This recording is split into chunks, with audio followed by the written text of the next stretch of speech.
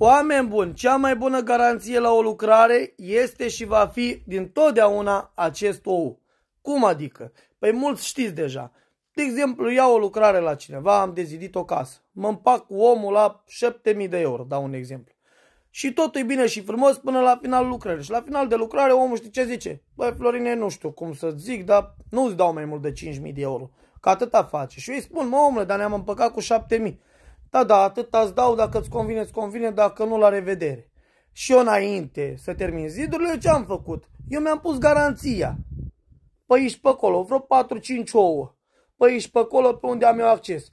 Dacă văd că nu-mi dă banii corect, îi las garanția în ziduri. Și peste 3 săptămâni, o lună, 2, va cotcodăci. Înțelegeți? Sau te vei ține de nas și n-ai să știi de unde miroasă.